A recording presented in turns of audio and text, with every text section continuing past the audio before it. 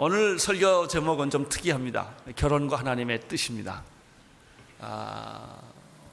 우리는 지난주에 아들의 결혼을 준비하는 아버지 아브라함에 대한 공부를 했습니다. 어떻게 자식의 결혼을 준비할 것인가. 오늘은 어떻게 결혼시키는 것이 하나님의 뜻인가 라는 주제로 공부를 하겠고요. 다음 주일은 결혼과 중매 결혼 어떻게 하는 건가 그런 주제를 가지고 설교를 하겠고요.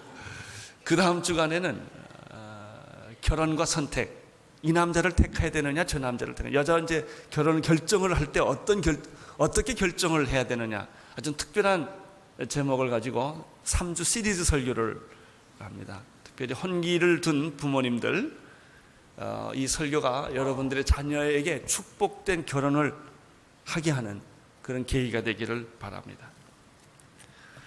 자식을 가진 부모로서 자식의 결혼 문제보다 더 크고 심각한 문제는 없을 것입니다.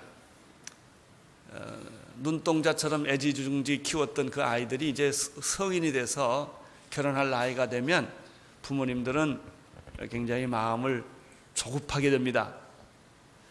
연애를 걱정이 많습니다. 이상한 결혼할까 봐. 그래서 아이들이 연애를 해도 마음이 조급하고 두근거리고, 정년기가 됐는데 연애를 안 해도 걱정입니다. 그게 더 걱정이면 차라리 연애라도 했으면 좋겠다, 그런 생각을 합니다. 아브라함의 경우도 예외는 아니었습니다.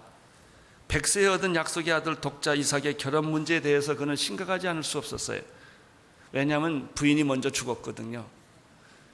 남자가 부인이 먼저 죽고 없는데 혼자서 아이를 결혼시켜야 되는 것은 굉장히 힘든 일이고 어려운 일입니다. 아브라함이 그런 일을 지금 당했습니다. 그래서 아브라함은 자기 집에서 살림을 맡고 있었던 충실한 청지기였던 늙은 종에게, 늙었다는 말은 나이가 늙었다는 뜻보다는 지혜가 많다는 뜻입니다. 지혜가 많고 아주 신뢰할 만한 그런 늙은 종에게 아들의 결혼 문제를 위탁하고 내 아들을 위해서 신부를 찾아오라고 이야기를 합니다. 우리는 여기서 자기의 아들의 혼사 문제를 가지고 심각하게 기도하고 준비하고 자기 늙은 종에게 위탁하는 모습을 통해서 우리들의 자녀들을 어떻게 결혼을 시켜야 하며 준비해야 하느냐는 지침서 몇 가지를 발견합니다. 첫째는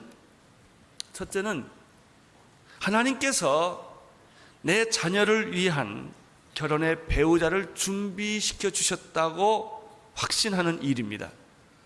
아브라함은 하나님이 나를 사랑하셨고 그리고 내 생애를 위한 놀라운 계획을 가지고 계신 것처럼 내 자녀 이삭에게도 하나님은 배우자를 이미 생각하고 계시고 내 자녀를 축복해 준다는 믿음이 있었습니다. 이게 굉장히 중요합니다.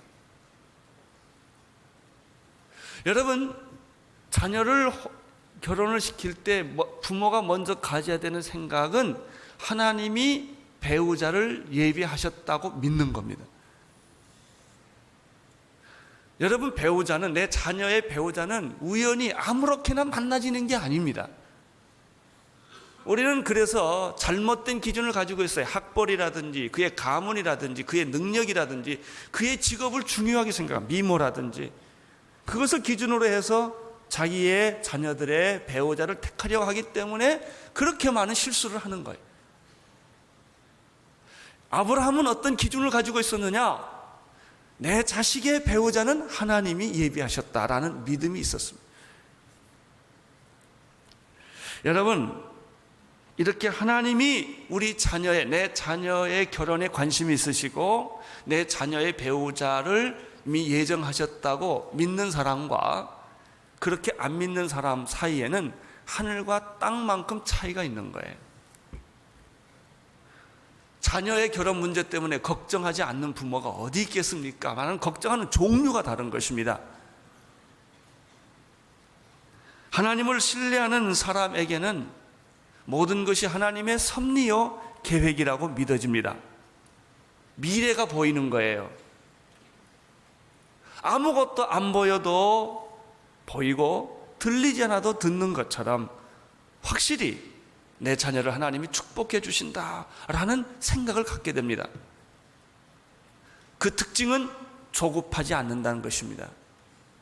그러나 하나님을 신뢰하지 않고 교회를 다니고 예수를 믿어도 이 문제에 대해서는 확신이 없는 사람들은 모든 게 불투명합니다.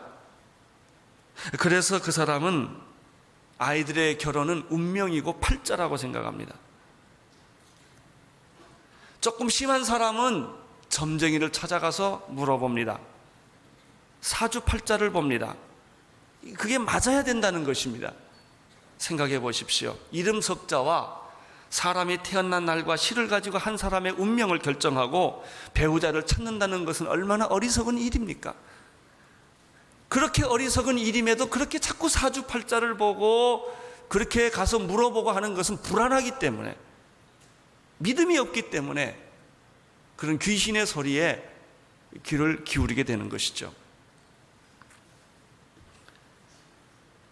그러나 하나님을 믿는 사람에게는 하나님이 나를 사랑하신 것처럼 내 아들도 사랑하고 내 딸도 사랑하고, 하나님이 내 생애를 인도해 주신 것처럼 내 아들의 결혼 문제나 딸의 결혼 문제도 하나님이 인도해 주신다고 믿는다면 여러분에게는 모든 두려움이 사라질 줄로 믿습니다. 가장 중요한 준비는 믿음입니다. 그렇게 믿으십시오. 하나님이 내 자녀의 결혼 문제와 내 자녀의 미래에도 관심이 있으시다. 하나님은 인도해 주실 것이다. 하나님은 배우자를 이미 계획하고 계신다라고 믿으십시오. 그렇게 해서 만난 배우자는요, 잘 싸우지를 않습니다. 왜냐하면 하나님이 택한 사람이기 때문에 싫어도 살고 좋아도 살고 위기 때를 극복해냅니다. 그러나 오다 가다 만났다, 운명이다, 팔자다 그러면 헤어지기가 참 쉽습니다. 왜? 하나님이 맺어줬다는 생각이 없기 때문에 그런 것입니다. 비록 과거에 결혼에 실패했다 할지라도, 자녀들이 혼기를 놓쳤다 하더라도 과거의 경험에 의지하지 마세요. 과거의 결혼에 실패한 사람들은 과거의 그 쓴 상처가 기준이 돼요.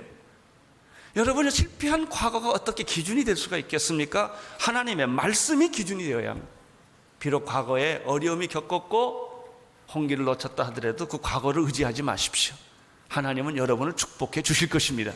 새로운 인생의 길을 열어주신다는 사실을 믿으십시오. 축복은 하나님을 신뢰하는 데서부터 옵니다. 두 번째입니다. 자녀의 혼사 문제에 대해서 부모가 첫 번째 믿음을 가져야 되고요, 두 번째는 믿음을 가진 대로 기도하는 일입니다. 아브라함이 그런 믿음을 가지고 있었기 때문에 그 믿음은 중매를 맡았던 충성스러운 늙은 종에게도 그 믿음이 전달됐습니다. 여러분이 믿음을 가지면 아들이 믿음을 갖습니다. 여러분 이렇게 믿어보십시오. 우리 아이들의 혼사 문제는 하나님이 예비해 주신다라고 계속 믿고 있으면요, 그 자식도 그렇게 믿습니다. 여러분이 안 믿으면요, 자식도 잘 안 믿습니다. 아브라함이 믿으니까 아브라함의 종도 그대로 믿었습니다. 미래는 누구든지 가보지 않는 세계입니다. 미래를 가본 사람은 아무도 없어요. 그러나 믿음을 가진 사람은 미래를 가진 사람들입니다.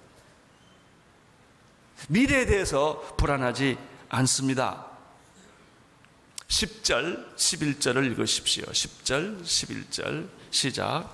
이에 종이 그 주인의 약대 중 10피를 취하고 떠났는데 곧 그 주인의 모든 좋은 것을 가지고 떠나 메소포타미아로 가서 나홀의 성에 이르러 그 약대를 성밖 우물 곁에 굴렸으니 저녁 때라.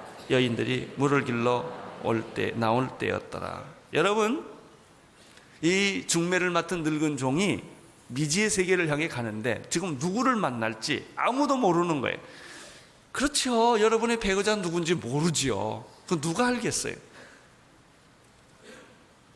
근데 아브라함의 종에게 뭐가 있었는지 아세요? 믿음이 있었어요. 미지의 세계를 걸어가는데 아브라함이 준 약대 10마리하고 여러 가지 혼사에 필요한 물건들을 다 챙기고 가는데 여기저기 가는 게 아니에요. 그냥 믿음으로 간 거예요. 이게 중요합니다. 아브라함이 믿음을 가지니까 그 종도 믿음을 갖습니다. 여러분, 자녀들에 대해서 믿음을 가지시길 바랍니다. 하나님이 축복해 주신다, 이렇게 믿으세요. 하나님이 내 자녀의 미래를 축복해 주시고 혼사 문제도 다 계획을 가지고 계신다고 우선 믿는 게 굉장히 중요합니다. 이 종이 그렇게 믿었고, 그렇게 해서 주인 아브라함의 고향에 도착을 해보니까 한 우물가가 있었습니다. 얼마나 피곤하고 지쳤겠습니까? 약대들을 거기서 쉬게 하면서. 그런데 바로 그 저녁 때 도착을 했는데 그때 물길로 여자들이 나오는 거예요. 물은 낮에 길로 다니지 않습니다. 너무 더우니까. 해가 지면 여자들이 물길로 오는 걸 보면서 이 늙은 종이 그 여자들을 보면서 기도하기 시작한 거예요. 자, 우리는 여기서 중요한 열쇠 두 번째를 발휘합니다. 먼저 믿음을 가지십시오. 두 번째는 믿음을 가진 대로 뭐하라? 기도하라. 아브라함은 늙은 종을 중매장이로 보내고 난 다음에 얼마나 기도하고 있었겠습니까? 뒤에서 이 늙은 종도 주인의 며느리감을 찾는데 기도하면서 찾았다는 게 중요합니다. 여러분들 걱정하지 말고 기도하십시오. 생각 너무 많이 하지 말고 기도하십시오. 생각과 기도는 차이가 있어요. 생각하면 내가 움직이고 기도하면 하나님이 움직이세요. 염려 대신에 기도하십시오. 이 늙은 종은 기도하기 시작을 합니다. 12절을 보십시오. 12절 시작. 우리 주인 아브라함의 하나님 여호와여, 원컨대 오늘날 나로 순정하게 만나게 하사 나의 주인 아브라함에게 은혜를 베풀어 주소서. 그렇습니다. 부모님들이 자녀들을 위해서 해줄 수 있는 것은 혼숫감 준비하는 게 아닙니다. 참 어리석은 부모들 많습니다. 자녀들 결혼 문제 놓으면요, 덜 중요한 것을 열심히 준비해요. 중요한 건 안 하고. 그래, 뭐 아파트를 준비한다, 뭐 자동차를 준비한다, 뭐 살림살이 준비한다, 이런 하드웨어를 많이 준비합니다. 그건 나중에 해도 돼요. 직구하는 건요, 결혼 결정하고 나서 해도 상관이 없는 거예요. 제일 중요한 건요, 사람 구하는 게 중요합니다. 제일 중요한 것은 기도하는 것입니다. 기도하는 것. 늙은 종이 이렇게 기도합니다. 지금 내가 아브라함의 명을 받들어 여기까지 왔는데 하나님 아버지, 내 자녀의 배우자를 하나님이 결정해 주십시오. 그 여자를 내가 만나지 않게 해주시고 하나님이 만나게 해 주십시오. 이런 기도를 했어요. 여러분, 그렇게 기도하시오. 결혼 정년기에 계시는 여러분, 또 결혼 정년기에 두신 부모님들, 그렇게 기도하세요. 내가 찾지 말고 하나님이 찾게 해 주십시오. 그러면 가만 앉아 있으면 갖다 주느냐? 안 그래요. 내가 열심히 찾아야 돼요. 찾는 건 내가 찾는데 발견하게 하신 분은 하나님이세요. 그래서 이 늙은 종은 기도하면서 사람을 보는 거예요. 이렇게 기도합니다. 하나님, 오늘 나로 하여금 여자를 만나는 일이 어렵지 않게 해주십시오. 순적히 만나게 해주십시오. 이런 기도를 합니다. 이게 참 중요한 기도입니다. 어떤 일은요, 자꾸 꼬이는 일이 있어요. 될 듯 될 듯 하면서 안 되고요, 나중에 헤어집니다. 여러분, 100명을 만나서도 한 명을 못 고르는 것보다도 한 명 만나서 한 명 고르는 게 낫습니다. 수고하고 힘들게 한다고 되는 게 아니에요. 하나님의 특별한 섭리가 있어야 돼요. 그래서 이걸 왜 기도한 거예요? 하나님, 이 일은 쉽게 되게 해 주십시오. 여러분의 비즈니스도 다 은혜 가운데 되시고 쉽게 되기를 축원합니다.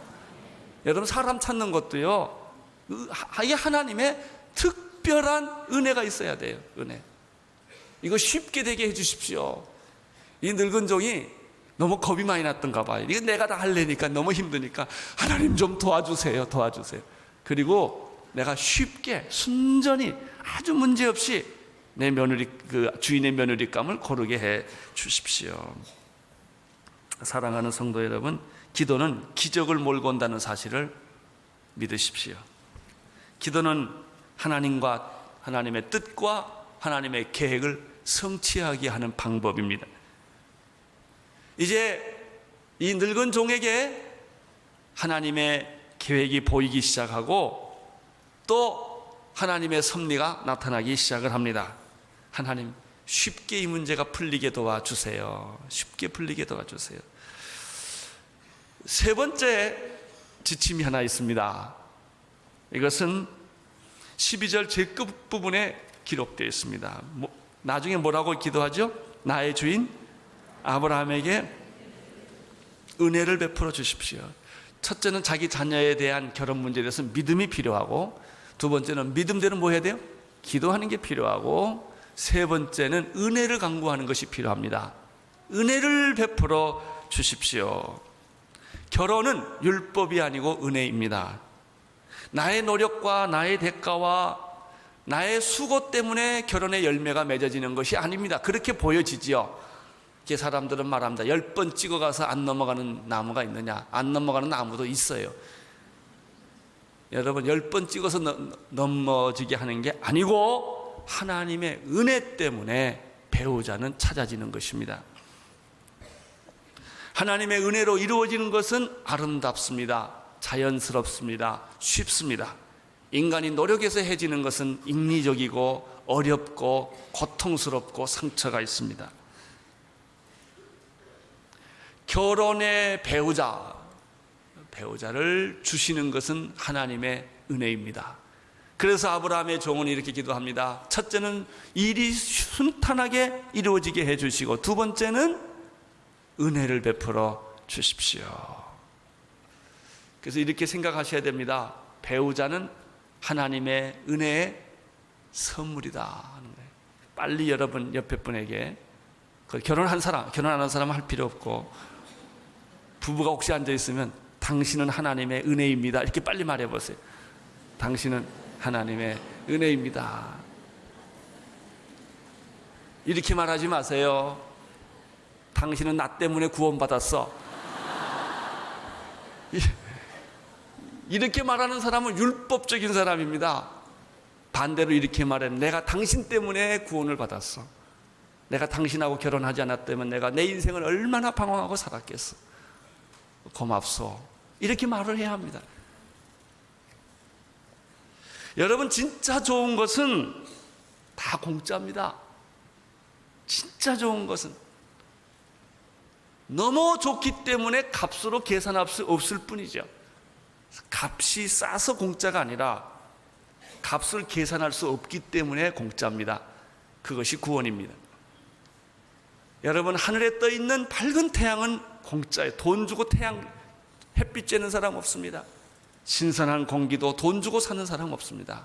다 공짜로 받는 것입니다. 깨끗한 물도 공짜입니다. 근데 요즘은 다 돈 받고 물을 팔아서 문제인데, 그러나 실제 물은, 진짜 좋은 물은 다 공짜입니다. 사랑도 공짜입니다. 배우자도 공짜입니다. 여자를 돈 주고 사오지 마십시오. 남자를 돈으로 낚지 마십시오. 비극이 시작됩니다. 여러분, 배우자는 하나님의 은혜의 선물입니다. 또 한 번 빨리 말하세요. 당신은 하나님의 은혜의 선물입니다. 하나님이 당신을 나에게 보내주었습니다. 네? 그렇게 믿으세요. 하나님의 선물하고 싸우겠습니까? 그렇게 믿으면 부부싸움을 안 하는 건 아닌데 덜 해요. 그리고 어려운 일들을 순간순간 잘 넘어갈 수 있어요. 왜? 당신은 하나님이 보내준 사람이니까. 이게 결혼이에요. 내가 찾아오면 분하고 섭섭하고, 나는 당신한테 이렇게 했는데 당신은 나한테 이렇게 할 수 있느냐라고 상처를 받게 되는 까닭은 다 자기가 해서 그런 겁니다. 하나님이 하셨다고 하면 모든 게 은혜요, 감사가 됩니다. 첫째는 믿으셔야 합니다. 내 아들의, 내 딸의 배우자는 하나님이 예정해 주셨다. 믿으십시오. 믿는 대로 두 번째 뭐 하라? 기도하라. 기도하고 나서 세 번째 뭘 구하라? 은혜를 구하라.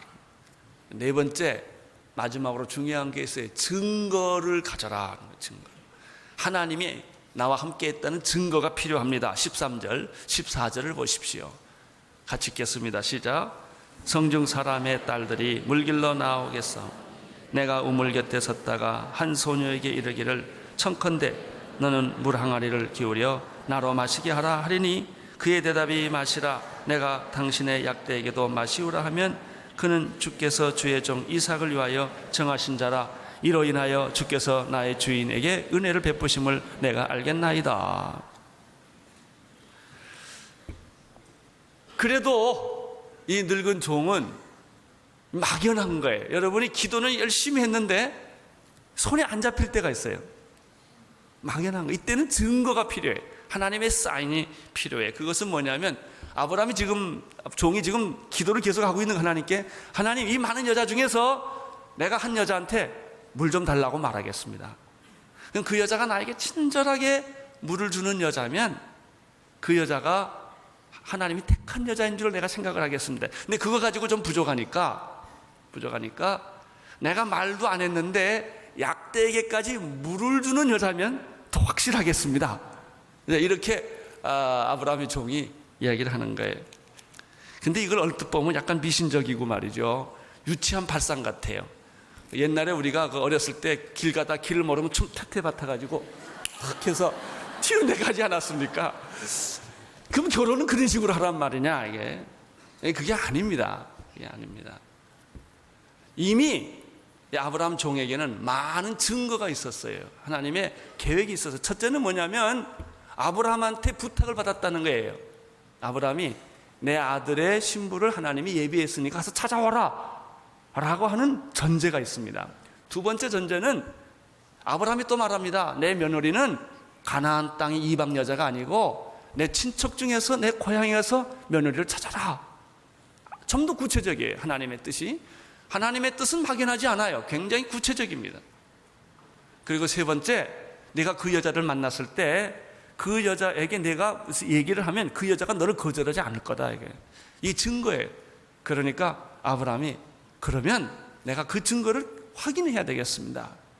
이렇게 말하는 거예요. 내가 그 여자한테 물 달라고 했을 때 물을 안 주겠다, 뭐 싫다, 뭐 별꼴이다, 뭐 이러면 그거 아닌 거예요. 그거는. 그런데 그것뿐만 아니라 아브라함은 하나를 더 걸었어요. 나에게 물 줄 뿐만 아니라 내 약대까지도 하나님이 택한 사람 물 주는 그런 여자를 보게 해 달라는 것이죠. 여러분 이것은 이렇게 또 생각하지 마세요.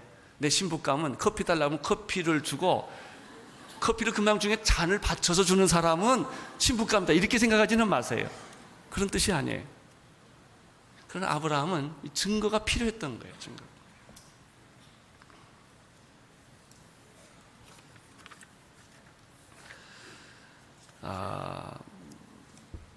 이렇게 생각을 아브라함의 종이 하고 기도를 했는데 15절, 16절, 17절을 연속해서 읽으십시오. 시작. 말을 마치지 못하여서 리브가가 곧 물 항아리를 어깨에 메고 나오니 그는 아브라함의 동생 나홀의 아내 밀가의 아들 부델의 소생이라. 그 소녀가 보기에 심히 아름답고 지금까지 남자가 가까이 하지 아니한 처녀였더라. 그가 우물에 내려가서 물을 그 물 항아리에 채워가지고 올라오는지라 종이 마주 달려가서 가로되 청컨대 내 물 항아리의 물을 내게 조금 마시오. 이렇게 마음속으로 하나님께 기도를 하고 있었는데 기도가 끝나기도 전에 한 여자가 올라오는 거예요. 물 항아리를 메고 오는 것입니다. 아브라함이 얼마나 놀랐겠습니까? 지금 응답이 눈앞에서 벌어지고 있는 것이죠. 그렇지만 아브라함은 이것이 하나님의 뜻이다라고 다 결정을 못해요. 여기에 아브라함의 종의 지혜가 있습니다. 우리는 너무나 성급하게 하나님의 뜻이다라고 단정 지었다가 실수하는 경우가 너무나 많습니다. 그런데 이 여자는 아브라함의 동생 나홀의 아내 밀가의 아들 부두엘의 소생이라. 그러니까 이게 이 이방 가나안 족속의 여자를 택하지 말고 그 친척 집에서 택하라는 말과 이게 맞아 들어가는 것입니다. 이 여자에 대한 정보가 몇 가지 더 있어요. 이 여자가 굉장히 아름다운 여자였다라고 말합니다. 심히 아름다웠다. 그리고 또 한 가지가 있어요. 이 여자는 남자를 가까이 하지 않았던 순결한 처녀였다. 그 여자는 물을 깃고 오고 있었다. 굉장히 부지런한 여자였죠. 가사 일을 돕고 있는 그런 여자였습니다. 그래서 이 종이 마저 달려가서 그 여자에게 그렇게 말을 합니다. 물을 내게 좀 주시겠습니까? 요한복음 4장에서 수가성에서 예수님이 한 여인에게 물을 요구하던 모습이 생각이 납니다. 18절, 19절, 20절을 보십시오. 시작.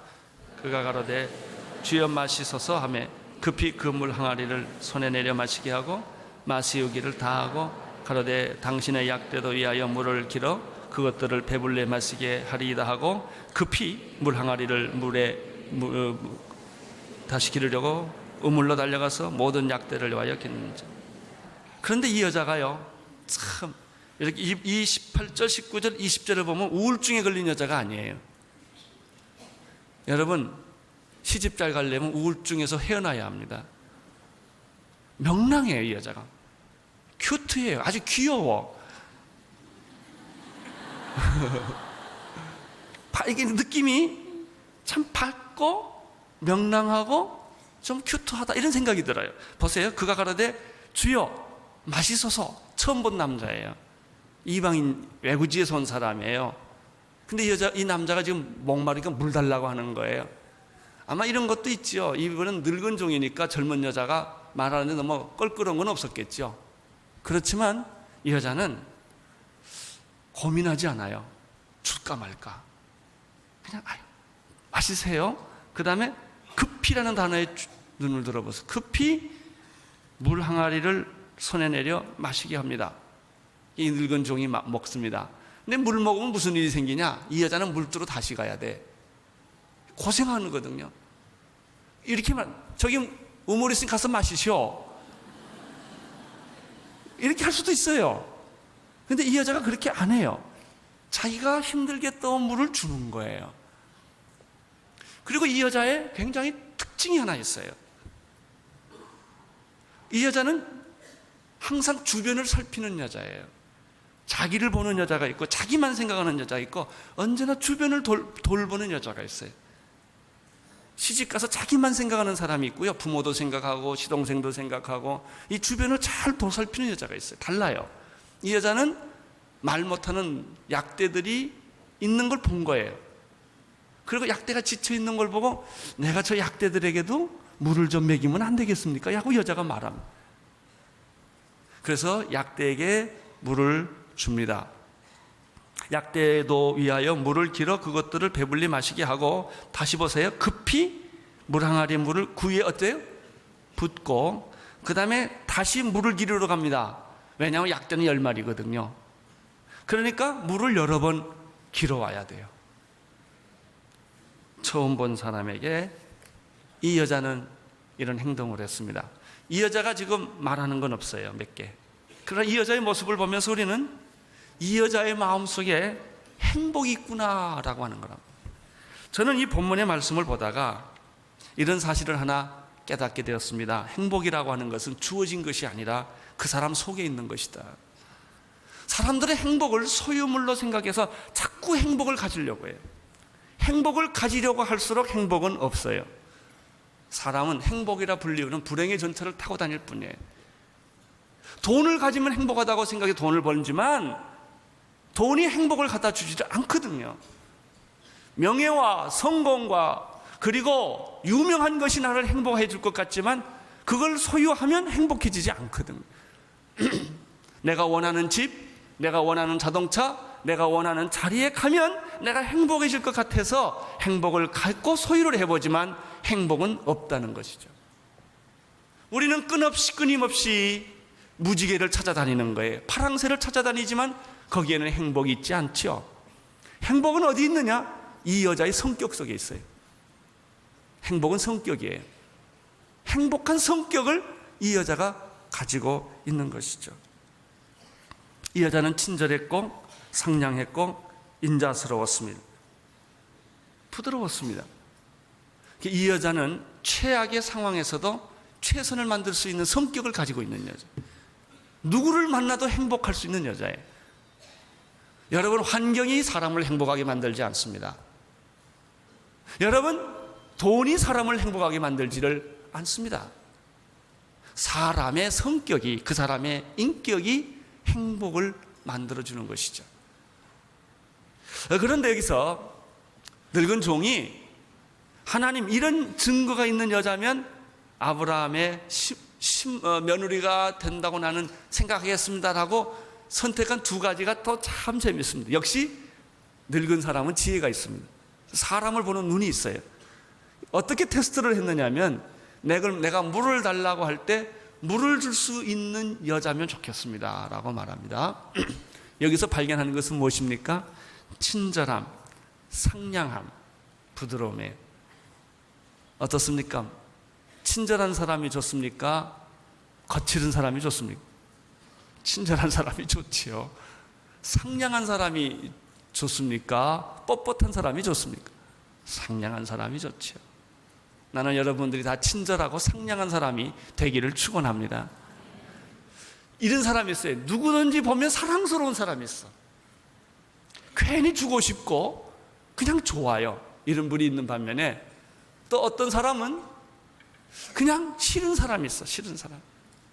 그냥 괜히 주는 거 없이 미워. 그냥. 그 사람 얼마나 손해를 봐요? 나쁜 짓도 안 했고 나쁜 마음이 없는데 그런 손해를 보는 거예요. 근데 지금 이 여자는 상냥하고 친절하고 부드러운 거예요. 그런 여성들이 되시기를 축원합니다. 또 한 가지가 있어요. 이 아브라함의 종이 테스트한 거는 그것만 가지고 안 된다는 거죠. 약대에게 물을 먹이냐 안 먹이냐 이거예요. 이건 뭘 의미합니까? 여자의 긍휼함, 인자함, 착한 마음, 동물에게까지도 사랑을 베푸는 사람. 이런 사람이면 누가 신부감을 안 삼겠습니까? 그렇잖아요? 여러분, 사람이 안 볼 때 조심하십시오. 제가 며칠 전에 나를 모함한다는 사람 얘기를 들었어요. 굉장히 모함. 근데 그 사람이 얼마 전에 나한테 찾아와서 너무 잘했거든요. 그래서 내가 깨달은 게 또 하나 있어요. 필요 이상 잘하는 데는 문제가 있다. 네? 그 사람이 나한테 나쁘게 했기 때문에 내 앞에 와서는 필요 이상으로 잘하는구나. 그래요. 여러분, 사람이 늘 마음에 친절함, 착함, 다른 사람 생각하는 거, 동물까지 말 안 해줬는데 생각하는 거. 이 사람은 이미 축복을 자기 안에 가지고 있는 사람이에요.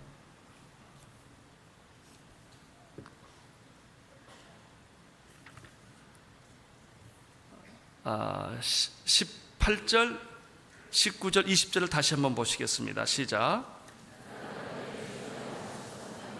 그물 항아리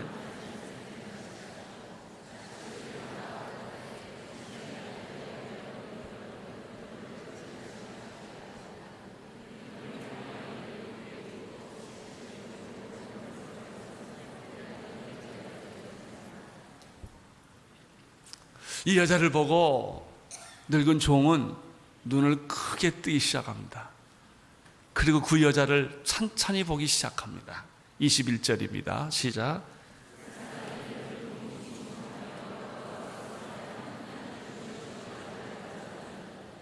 하나님이 여러분을 보고 있다는 사실 아십니까? 이 늙은 종이 그 여자를 보고 있어요.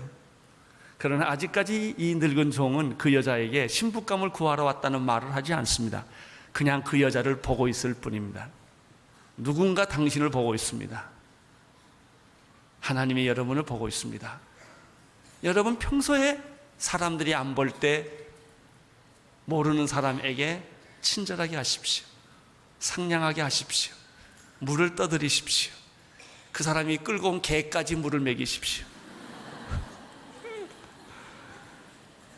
그러면 축복이 옵니다. 얼마나 아름답습니까? 근데 이것은 하는 척 하는 게 아니에요. 이 여자의 마음 속에 그런 마음이 있는 거예요. 축복은 당신의 성격이에요. 당신이 그런 성격을 가지고 있으면 어떤 불행도 행복하게 만들 수 있는 능력이 여러분 안에 있는 줄로 믿습니다.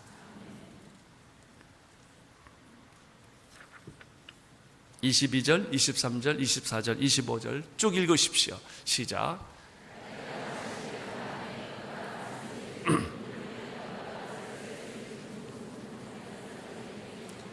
내가 네 딸이냐? 청컨대 내게 거하라. 내 부친의 집에 우리 유숙할 곳이 있느냐? 그 자자가 그에게 이르되 나는 밀가인 나홀에게서 낳은 아들 브디엘의 딸이니이다. 또 가라되 우리에게 집과 보리가 족한즉 유숙할 곳이.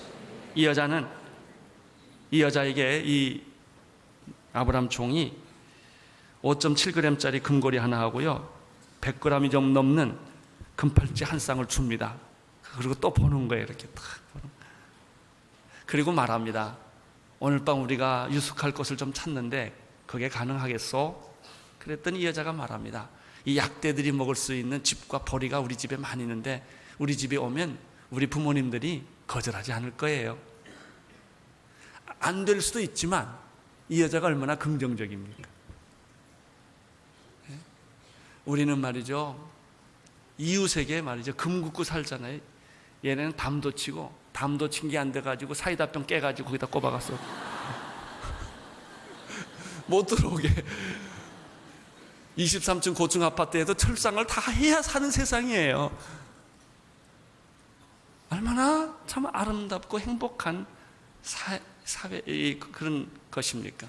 저희 집에 오십시오. 유숙할 것이 있을 것입니다. 이미 마음이 열려진 사람들, 이런 사회입니다. 아브라함은 그 말을 듣자마자 마음속에 생각을 합니다. 그래, 이 여자구나. 확정을 합니다. 이 여자구나. 그래도 아브라함은 말하지 않습니다. 이게 지혜입니다. 여러분, 하나님의 뜻이라고 알지만, 하나님의 뜻이라고 확신하지만 조금 더 기다리는 거예요. 말을 더디하는 것입니다. 26절, 27절 읽어주십시오. 시작. 이에 그 사람이 머리를 숙여 여호와께 경배하고 가로되 나의 주인 하나님 아브라함의 하나님 여호와를 찬송하나이다. 나의 주인에게 주의 인자하심 성실히 끊이지 아니하셨사오니 여호와께서 길에서 나를 인도하사 내 주인의 동생 집에 이르게 하셨습니다. 여러분이 하나님의 뜻을 확인한 이 늙은 종은 사람에게 이것을 이야기하기 전에 먼저 누구에게 감사합니까? 하나님께. 우리는 좋은 일 생기면 먼저 사람한테 얘기하고 그 다음에 하나님께 와서 얘기해요. 고맙다고. 그 다음에 감사한금 낼까 말까 또 한참 생각하다가 일주일 지나가고. 이 늙은 종은 그 즉시 제일 먼저 하나님께 보고를 합니다. 하나님 감사해요. 하나님 응답 주셨어요. 그럼 그렇게 알겠어요. 그렇게 하고 나서 사람에게 얘기한다. 나는 여러분의 자녀의 결혼에 축복이 있기를 바랍니다. 비록 과거의 결혼에 실패가 있다 할지라도 과거의 실패 경험이 여러분의 인생의 기준이 되지 않게 되기를 바랍니다. 지금 이 순간부터라도 하나님은 내 인생에 새로운 길을 열어주신다. 그렇게 믿으십시오. 그리고 믿는 대로 기도하십시오. 그리고 은혜를 갈구하십시오. 그리고 하나님이 주시는 증거를 확인하십시오.